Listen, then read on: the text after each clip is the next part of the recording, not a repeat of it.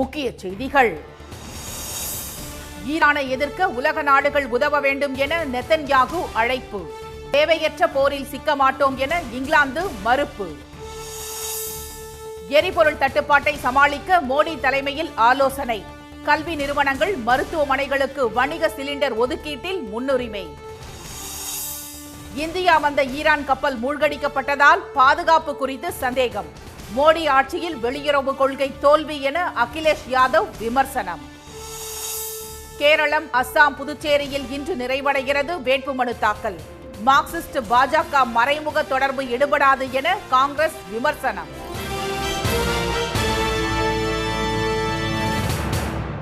வணக்கம். வணக்கம்.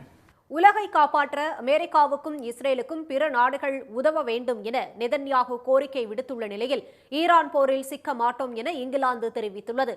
ஈரானுடன் அமெரிக்காவும் இஸ்ரேலும் நடத்தி வரும் போர் உக்கிரமடைந்துள்ளது. கச்சா எண்ணெய் கப்பல்கள் செல்ல வசதியாக ஹோர்முஸ் நீரிணையை திறக்காவிட்டால் ஈரான் நாட்டின் மின் உற்பத்தி நிலையங்கள் தாக்கப்படும் என அமெரிக்க அதிபர் ட்ரம்ப் எச்சரித்தார். மின் உற்பத்தி நிலையங்களை தாக்கினால் மீள முடியாத அளவுக்கு சேதத்தை ஏற்படுத்துவோம் என எச்சரித்த ஈரான் இஸ்ரேல் நகரங்கள் மீது ஏவுகணைகளை வீசியது. இஸ்ரேலின் அணுசக்தி ஆராய்ச்சி மையம் அருகே உள்ள டிமோனா நகரம் தாக்கப்பட்டதில் பெரும் சேதம் ஏற்பட்டது. அராத் நகரில் குடியிருப்பு கட்டடங்கள் தகர்க்கப்பட்டன. இடிந்த கட்டடங்களில் ஒவ்வொரு தளமாக சென்று யாரும் உயிருடன் இருக்கிறார்களா என்று காவல்துறையினர் தேடி வருகின்றனர். இந்த தாக்குதல்களில் 180 பேர் படுகாயமடைந்தனர். அராத் நகரில் கட்டட இடிபாடுகளை பார்வையிட்ட இஸ்ரேல் பிரதமர் நெதன்யாகு அமெரிக்காவும் இஸ்ரேலும் ஈரானிடமிருந்து உலகை காப்பாற்றவே இந்த போரை நடத்துவதாக கூறினார். ஆனால் இங்கிலாந்தை ஈரான் தாக்க திட்டமிட்டதற்கான ஆதாரம் எதுவும் இல்லை என்ற இங்கிலாந்து அமைச்சர் ஸ்டீவ் ரீட் இந்த போரில் தமது நாடு சிக்கிவிடாது என்றார். இதனிடையே இஸ்ரேலின் பேட்டா டெக்வா நகரிலும் ஈரான் நடத்திய ஏவுகணை தாக்குதலில் பல கட்டடங்கள் இடிந்தன. இஸ்ரேல் மீதான தாக்குதல் பற்றி கூறிய ஈரான் ராணுவ செய்தி தொடர்பாளர் இப்ராஹிம் ஜூல்ஃபகாரி பல ராணுவ தளங்கள் அளிக்கப்பட்டதாக தெரிவித்தார். அமெரிக்காவின் போர் விமானத்தை நேற்று முன்தினம் ஈரான் வான் பாதுகாப்பு படையினர் வீழ்த்தியதை தொடர்ந்து தாக்குதல் நடத்த வந்த சக்தி வாய்ந்த ட்ரோனும் வீழ்த்தப்பட்டதாக இப்ராஹிம் கூறினார்.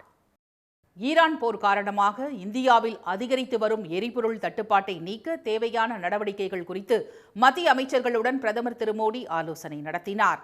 நாட்டின் கச்சா எண்ணெய் தேவையில் 85% இறக்குமதி செய்யும் இந்தியா LNG எனப்படும் திரவமயமாக்கப்பட்ட இயற்கை எரிவாயு இறக்குமதியில் உலகின் 4வது பெரிய நாடாக உள்ளது. ஈரான் போரினால் உள்நாட்டில் எரிபொருள் விநியோக சங்கிலி கடுமையாக பாதிக்கப்பட்டுள்ளது. கையிருப்பில் உள்ள எரிபொருட்கள் நீண்ட நாட்களுக்கு கை கொடுக்காது என்பதால் மாற்று வழிகளை தேட வேண்டிய கட்டாயம் ஏற்பட்டுள்ளது. இந்நிலையில் எரிபொருள் தட்டுப்பாட்டை சமாளிப்பது குறித்து டெல்லியில் திரு மோடி தலைமையில் உயர்மட்ட ஆலோசனை கூட்டம் நடைபெற்றது. இதில் பெட்ரோலியம், கச்சா எண்ணெய், இயற்கை எரிவாயு, மின்சாரம் மற்றும் உரத்துறைகளில் தற்போதைய மற்றும் எதிர்கால பிரச்சினைகள் குறித்து ஆலோசிக்கப்பட்டது. ஹோர்முஸ் நீரிணை அடைக்கப்பட்டுள்ளதால் ஏற்பட்டுள்ள கச்சா எண்ணெய் விலையேற்றம் குறித்தும் விவாதிக்கப்பட்டதாக தெரிகிறது. இந்தியா எடுத்துள்ள முன்னெச்சரிக்கை நடவடிக்கைகள் பற்றி கூட்டத்தில் எடுத்துரைக்கப்பட்டது. கல்வி நிறுவனங்கள் மற்றும் மருத்துவமனைகள் போன்ற முக்கிய துறைகளுக்கு முன்னுரிமை அளித்து வணிக LPG ஒதுக்கீடு அதிகரிக்கப்பட்டுள்ளதாக அதிகாரிகள் தெரிவித்தனர். எரிபொருள் தேவைக்காக வளைகுடா நாடுகளை மட்டுமே நம்பியிருக்காமல் 70% கச்சா எண்ணெய் தேவையை அமெரிக்கா, ரஷ்யா, நைஜீரியா உள்ளிட்ட நாடுகளில் இருந்து இறக்குமதி செய்ய தொடங்கியுள்ள இந்தியா அமெரிக்காவிலிருந்து திரவ பெட்ரோலிய எரிவாயு இறக்குமதியை அதிகரித்துள்ளது. இதனிடையே சீனா சென்று கொண்டிருந்த ரஷ்யாவின் கச்சா எண்ணெய் கப்பல் அக்வா டைடன் இந்தியாவுக்கு திருப்பி விடப்பட்டதை அடுத்து மங்களூரு துறைமுகத்திற்கு நேற்று வந்து சேர்ந்தது. அதேபோல் திரவமயமாக்கப்பட்ட பெட்ரோலிய எரிவாயுடன் 56 பயோனர் என்ற அமெரிக்க கப்பலும் மங்களூரு துறைமுகத்தை அடைந்துள்ளது. மோடி ஆட்சியில் வெளியுறவு கொள்கை தோல்வியடைந்து விட்டதாக சமாஜ்வாதி கட்சித் தலைவர் திரு அகிலேஷ் யாதவ் விமர்சித்துள்ளார். இந்திய அரசியல் வரலாற்றில் 8931 நாட்கள் அரசு பதவி வகித்து புதிய சாதனையை பிரதமர் திரு மோடி படைத்துள்ளார். இதற்காக பாஜக மற்றும் அதன் கூட்டணி கட்சியினர் அவருக்கு வாழ்த்து தெரிவித்த நிலையில் காங்கிரஸ், சிவசேனா, சமாஜ்வாதி உள்ளிட்ட எதிர்க்கட்சிகள் அவரை கடுமையாக விமர்சித்துள்ளன. லக்னோவில் செய்தியாளர்களிடம் பேசிய திரு அகிலேஷ் யாதவ் ஓர் அரசின் செயல்பாட்டை பதவியில் இருந்த நாட்களின் எண்ணிக்கையை கொண்டு மதிப்பிடாமல் முந்தைய அரசுடன் ஒப்பிடும்போது ஏற்பட்டுள்ள வளர்ச்சி மற்றும் மேம்பாட்டை கொண்டே கணக்கிட வேண்டும் என கூறியுள்ளார். உலகளவில் நம் நாட்டின் மகிழ்ச்சி குறித்த தரக்குறியீடு எந்த நிலையில் உள்ளது, தனிநபர் வருமானத்தில் எத்தனையாவது இடத்தில் இருக்கிறோம், ஊழலை பொறுத்தவரை உலக அரங்கில் நமது நிலை என்ன, வேலையில்லா திண்டாட்டத்தில் நாம் எந்த இடத்தில் இருக்கிறோம், நமது ஆறுகளும் நீர்நிலைகளும் எத்தகைய நிலையில் உள்ளன, பெண்கள் பாதுகாப்பாக உள்ளனரா, இவை அனைத்தும் முந்தைய ஆட்சியை விட தற்போது சிறப்பாக உள்ளனவா என்று அவர் கேள்வி எழுப்பியுள்ளார். நமது சந்தை முழுவதையும் சீனாவிடம் ஒப்படைத்து விட்டோம் என்ற திரு அகிலேஷ், நமது விமானங்கள் பிரான்சையும் தகவல் தொடர்பு அமைப்புகள் இஸ்ரேலையும் சேர்ந்தவை என்றும் ரஷ்யாவிடமிருந்து பல்வேறு பொருட்களை இந்தியா கொள்முதல் செய்துள்ளதாகவும் தெரிவித்துள்ளார்.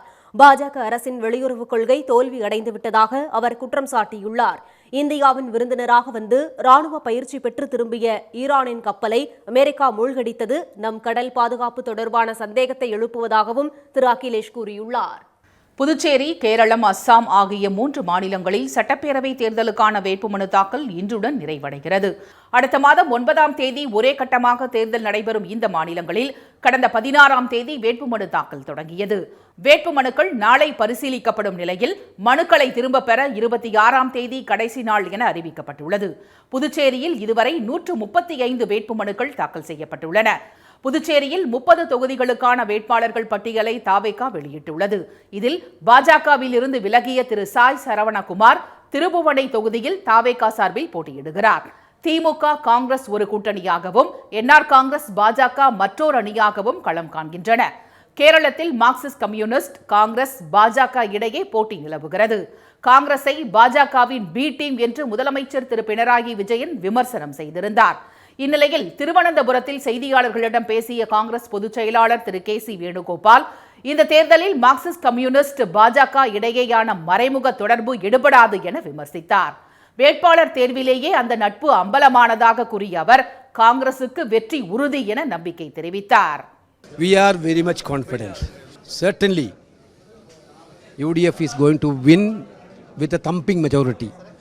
More than 100 seats, we are going to win. Kerala is for a change. People of Kerala is completely, totally for a change. That change is going to reflect in the election results. தென்னை நார் கயிறு திரித்தல், முந்திரி தோட்டம், மீன் பிடித்தல், கைத்தறி போன்ற வேலைகளை செய்யும் பெண்கள் மற்றும் ஊரக வேலைவாய்ப்பு உத்தரவாத திட்டத்தின் கீழும் பணிபுரியும் பெண்கள் தங்கள் அன்றாட தேவைகளை பூர்த்தி செய்ய போராடி வருவதாக திரு வேணுகோபால் குறிப்பிட்டார். காங்கிரஸ் தலைமையிலான ஐக்கிய ஜனநாயக முன்னணி ஆட்சி அமைத்தால் அரசு பேருந்துகளில் பெண்களுக்கு இலவச பயணம் என்ற வாக்குறுதி நிறைவேற்றப்பட்டு அவர்களின் வாழ்க்கையில் திருப்புமுனை ஏற்படும் என்று அவர் கூறினார். இரு பிரிவினரிடையே மோதலை தூண்டும் வகையில் பேசியதாக கேரள மாநிலம் குருவாயூர் தொகுதி பாஜக வேட்பாளர் மீது வழக்கு பதிவு செய்யப்பட்டுள்ளது. புகழ்பெற்ற கிருஷ்ணன் கோயில் அமைந்துள்ள குருவாயூரில் பாஜக மூத்த தலைவர் திரு கோபாலகிருஷ்ணன் போட்டியிடுகிறார். பிரச்சாரத்தின் போது அவர் குருவாயூர் தொகுதியில் 50 ஆண்டுகளாக இந்து மதத்தைச் சேர்ந்தவர் தேர்ந்தெடுக்கப்படவில்லை என்றும், இடதுசாரிகள் மற்றும் காங்கிரஸ் தலைமையிலான கூட்டணிகள் இந்து மதத்தைச் சேர்ந்தவர்களை அங்கு வேட்பாளராக நிறுத்துவதில்லை என்றும் கூறியுள்ளார். இந்த பேச்சு வலைதளங்களில் பரவிய நிலையில் ஆளும் மார்க்சிஸ்ட் கம்யூனிஸ்டும் எதிர்க்கட்சியான காங்கிரசும் தேர்தல் ஆணையத்தில் புகார் தெரிவித்துள்ளன. இதனையடுத்து வன்முறையை தூண்டும் நோக்கத்துடன் பேசியதாக பாரதிய நியாய சன்ஹிதா 192வது பிரிவின் கீழும் இரு பிரிவினரிடையே தேர்தலுக்காக பகைமையை ஏற்படுத்தியதாக மக்கள் பிரதிநிதித்துவ சட்டப்பிரிவு 125 கீழும் திரு கோபாலகிருஷ்ணன் மீது வழக்கு பதிவு செய்யப்பட்டுள்ளது. இது தொடர்பாக கொச்சியில் செய்தியாளர்களிடம் பேசிய காங்கிரசின் திரு வி டி சதீஷன், மதம் மற்றும் சாதியின் பெயரால் பிரிவினையை தூண்டி வாக்குகளை பெற பாஜக முயற்சிப்பது வழக்கம்தான் என்றார். கேரளம் மத நல்லிணக்கத்துக்கு உதாரணமான மாநிலம் என்ற அவர், அங்கு முஸ்லிம்கள் பெரும்பான்மையாக உள்ள தொகுதிகளில் இந்துக்களும், குருவாயூர் போன்ற தொகுதிகளில் இஸ்லாமியர்களும் பலமுறை தேர்ந்தெடுக்கப்பட்டிருப்பதாக தெரிவித்தார். திருச்சூர் மாவட்ட மார்க்சிஸ்ட் செயலாளர் திரு அப்துல் காதர், ஆன்மீக நகரமான குருவாயூரை மேம்படுத்துவதில் மதச்சார்பற்ற கட்சிகளின் பங்களிப்புதான் முக்கியம் என்றும், எந்த பங்களிப்பும் செய்யாத பாஜக பிரிவினைவாத அரசியலை பின்பற்றுவதாகவும் தெரிவித்தார். இமாச்சல பிரதேசத்தில் கடும் நிலச்சரிவு ஏற்பட்டதை அடுத்து கிராம மக்கள் பாதுகாப்பான இடத்துக்கு அனுப்பப்பட்டனர்.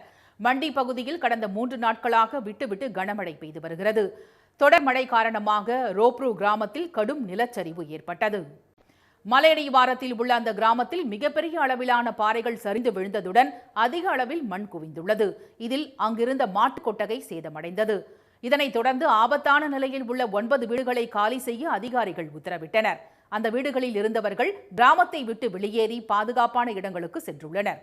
இதனிடையே சம்பா, காங்க்ரா, குலு, மண்டி ஆகிய மாவட்டங்களில் அடுத்த 3 நாட்களுக்கு இடி, மின்னல் மற்றும் பலத்த காற்றுடன் கூடிய கனமழை பெய்யும் என்று வானிலை ஆய்வு மையம் எச்சரிக்கை விடுத்துள்ளது. சாத்தான்குளம் தந்தை மகன் கொலை வழக்கில் 6 ஆண்டுகளுக்கு பிறகு நீதிமன்றம் இன்று தீர்ப்பு வழங்குகிறது. தூத்துக்குடி மாவட்டம் சாத்தான்குளத்தைச் சேர்ந்தவர் ஜெயராஜ், அவரது மகன் பென்னிக்ஸ் செல்பேசி கடை வைத்திருந்த அவர்களை 2020ஆம் ஆண்டு விசாரணைக்காக சாத்தான்குளம் காவல் நிலையத்துக்கு அழைத்துச் சென்ற காவல்துறையினர் அங்கு வைத்து நடத்திய கொடூர தாக்குதலில் இருவரும் உயிரிழந்தனர். இது தொடர்பாக காவல் ஆய்வாளர் ஸ்ரீதர் மற்றும் சார்பு ஆய்வாளர்கள் ரகு கணேஷ், பாலகிருஷ்ணன் உள்பட 10 போலீசார் கைது செய்யப்பட்டனர். இரட்டை கொலை குறித்த விசாரணை சிபிஐக்கு மாற்றப்பட்டது. வழக்கில் தொடர்புடைய சிறப்பு சார்பு ஆய்வாளர் பால்துரை உடல்நலக்குறைவால் காலமான நிலையில் மீதமுள்ள 9 பேரும் மதுரை மத்திய சிறையில் அடைக்கப்பட்டனர். மதுரை மாவட்ட நீதிமன்ற முதன்மை அமர்வில் நீதிபதி திரு முத்துக்குமரன் முன்னிலையில் இந்த வழக்கின் விசாரணை நடைபெற்று வந்தது. சிபிஐ தரப்பில் முதல் கட்டமாக 2027 பக்க குற்றப்பத்திரிகையும், 2ஆம் கட்டமாக 400 பக்க குற்றப்பத்திரிகையும் தாக்கல் செய்யப்பட்டன. 6 ஆண்டுகளுக்கு மேலாக நடைபெற்ற வழக்கு விசாரணையில் அனைத்து தரப்பு வாதங்களும் நிறைவடைந்த நிலையில் இன்று இறுதி தீர்ப்பு வழங்கப்பட உள்ளது. தமிழ்நாடு முழுவதும் நடைபெற்ற சோதனைகளில் பல லட்சம் ரூபாய் ரொக்கப்பணத்தை பறக்கும் படையினர் பறிமுதல் செய்தனர். சென்னை மாதவரத்தில் பல்வேறு இடங்களில் வாகன சோதனை நடத்தியதில் உரிய ஆவணங்களின்றி எடுத்து வரப்பட்ட 53 லட்சம் ரூபாய் பறிமுதல் செய்யப்பட்டது. திருவொற்றியூரில் உரிய ஆவணங்கள் இல்லாமல் காரில் கொண்டு செல்லப்பட்ட 4,90,000 ரூபாய் சிக்கியது. திருவொற்றியூர் மாட்டு மந்தை மேம்பாலம் அருகே குழந்தையின் பெயர் சூட்டு விழாவுக்காக கொண்டு சென்ற 78,000 ரூபாய் பறிமுதல் செய்யப்பட்டது.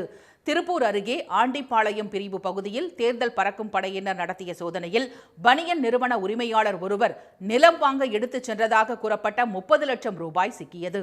ஆவணங்கள் எதுவும் இல்லாததால் திருப்பூர் மாநகராட்சி அலுவலகத்தில் அந்த பணம் ஒப்படைக்கப்பட்டது.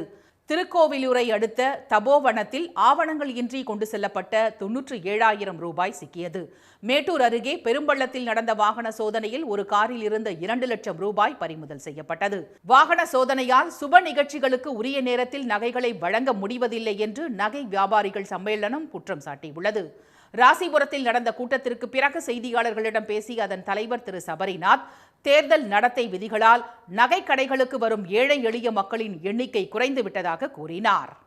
மேலும் எங்க வியாபாரத்துல தயாரிப்பு ஒரு இடத்துல நடக்கும், விற்பனை ஒரு இடத்துல நடக்கும். கண்டிப்பா இந்த பொருள் ஒரு இடத்துல இருந்து இன்னொரு இடத்துக்கு போயே ஆகணும். அந்த மாதிரி போகும்போது எல்லா விதமான ஆவணங்களையும் சரியாக எடுத்து சென்றால் கூட அங்க செக் பண்ற ஆபீசர்களுக்கு கண்டிப்பா அது என்னங்கிறது தெரியல. இதனிடையே அதிமுக முன்னாள் அமைச்சர் திரு ஆர்.பி. உதயகுமார் நிறுவி உள்ள கோயிலில் தேர்தல் அதிகாரிகள் தொடர்ந்து 5 முறை சோதனை நடத்தினர். அங்கு பணப்பட்டுவாடா செய்யப்படுவதாக புகார் வந்ததன் அடிப்படையில் இந்த நடவடிக்கை மேற்கொள்ளப்பட்டது. சென்னையில் பறவை காய்ச்சல் பாதிப்பு உறுதியான நிலையில் அதன் பரவலை தடுப்பதற்கான வழிகாட்டு நெறிமுறைகளை தமிழக அரசு வெளியிட்டுள்ளது. கிண்டி சிறுவர் பூங்காவில் கொக்கு, நாரை உள்ளிட்ட 20க்கும் மேற்பட்ட பறவைகள் திடீரென உயிரிழந்தன. பரிசோதனையில் அவற்றுக்கு பறவை காய்ச்சல் இருந்தது உறுதியானதை அடுத்து சிறுவர் பூங்கா மூடப்பட்டுள்ளது. இதையடுத்து சென்னை மற்றும் புறநகர் பகுதிகளில் பறவைகள் மற்றும் விலங்குகளை கவனமாக கையாள வேண்டும் என சுகாதாரத்துறை அறிவுறுத்தியுள்ளது. தமிழ்நாட்டில் மனிதர்களுக்கு இதுவரை பறவை காய்ச்சல் பாதிப்பு இல்லை என்றும், எனவே மக்கள் அச்சம் கொள்ள வேண்டாம் என்றும் தெரிவித்துள்ள சுகாதாரத்துறை பறவை காய்ச்சல் பரவுவதை தடுக்க வழிகாட்டு முறைகளை வெளியிட்டுள்ளது. பறவை காய்ச்சலால் பாதிக்கப்பட்ட பகுதிகளுக்கு செல்வதை தவிர்க்க வேண்டும். இறைச்சி கூடங்களில் பணிபுரிபவர்கள் இறைச்சி கழிவுகளை பொதுவெளியில் கொட்டக்கூடாது. பண்ணை தொழிலாளர்கள் கையுறை, முகக்கவசம், காலணி அணிவதுடன் பண்ணைகளில் கிருமி நாசினி தெளிக்க வேண்டும் என்று அறிவுறுத்தப்பட்டுள்ளது. இருமல், சளி, காய்ச்சல், சுவாசிப்பதில் சிரமம் இருந்தால் சுய வைத்தியம் பார்க்காமல் அருகிலுள்ள மருத்துவரை அணுகுவது அவசியம் என்று கூறப்பட்டுள்ளது. கைகளை கழுவுவதுடன் சுற்றுப்புறத்தை சுகாதாரமாக வைத்துக் கொள்ள வேண்டும் என்றும், சரிவர சமைக்கப்படாத முட்டை மற்றும் இறைச்சி உண்பதை தவிர்க்கவும் அறிவுறுத்தப்பட்டுள்ளது. இந்நோய் தொடர்பான வதந்திகளை நம்ப வேண்டாம் என்று எச்சரித்துள்ள சுகாதாரத்துறை கூடுதல் தகவல்களுக்கு தொலைபேசி எண் 104ஐ தொடர்பு கொள்ளுமாறு கேட்டுக் கொண்டுள்ளது. புதுச்சேரி சட்டப்பேரவை தேர்தலில் சீட் தர தாவேகா பொதுச் செயலாளர் திரு புசி ஆனந்த் பணம் கேட்பதாக புகார் தெரிவித்து அக்கட்சி அலுவலகம் முன்பு தொண்டர்கள் போராட்டத்தில் ஈடுபட்டனர். புதுச்சேரி மணவெளி தொகுதியில் விருப்ப மனு தாக்கல் செய்ய தாவேகாவில் போட்டியிட வாய்ப்பு மறுக்கப்பட்டதாக கூறிய முருகன் என்பவரும் அவரது ஆதரவாளர்களும் ரெயின்போ நகரில் உள்ள கட்சி அலுவலகம் முன்பு திரண்டனர். அப்போது திரு புசி ஆனந்த், முன்னாள் சட்டமன்ற உறுப்பினர் திரு சாமிநாதன் ஆகியோர் பணம் வாங்கிக் கொண்டு செயல்படுவதாக அவர்கள் முழக்கம் எழுப்பினர். எத்தனையோ 3 கோடி என்னமோ சொல்றாங்க. அது என்னன்னு எனக்கு சரி தெரியல, என்னை கூட்டி கேட்டேன் நான், ஏங்க கொள்கை கோட்பாடு சொன்னீங்க, காசுலாம் வேணாம், தளபதி முகம் காட்டினா போதும் சொன்னீங்க, இப்போ வந்து நீங்கள் வந்து அவருக்கு சீட்டு தரேன்றீங்களா, என்ன அடிப்படையில் தரீங்கன்னு கேட்டேன். அவர் வந்து சொல்கிறாங்க, இல்லை மேலெடுத்து உத்தரவு, இதில் வந்து தப்பு நடக்குது. போராட்டம் நடத்தியவர்கள் தாவேகா துண்டு, விஜய் படங்கள் உள்ளிட்டவற்றை அலுவலக வாயிலில் வைத்துவிட்டு சென்றனர். மீண்டும் முக்கிய செய்திகள். உலகை காப்பாற்ற அமெரிக்காவுக்கும் இஸ்ரேலுக்கும் பிற நாடுகள் உதவ வேண்டும் என நெதன்யாகு கோரியுள்ள நிலையில் ஈரான் போரில் சிக்க மாட்டோம் என இங்கிலாந்து தெரிவித்துள்ளது. மோடி ஆட்சியில் வெளியுறவு கொள்கை தோல்வியடைந்து விட்டதாக சமாஜ்வாதி கட்சித் தலைவர் அகிலேஷ் யாதவ் விமர்சித்துள்ளார். புதுச்சேரி, கேரளம், அசாம் ஆகிய 3 மாநிலங்களில் சட்டப்பேரவை தேர்தலுக்கான வேட்புமனு தாக்கல் இன்றுடன் நிறைவடைகிறது. இத்துடன் இந்த செய்திகள் நிறைவடைந்தன. மீண்டும் சன் டிவியில் செய்திகள் மாலை 6 மணிக்கு. செய்திகளை உடனுக்குடன் தெரிந்து கொள்ள QR கோடை ஸ்கேன் செய்து சன் நியூஸ் வாட்ஸ்அப் சேனலில் இணைந்திருங்கள். வணக்கம். வணக்கம்.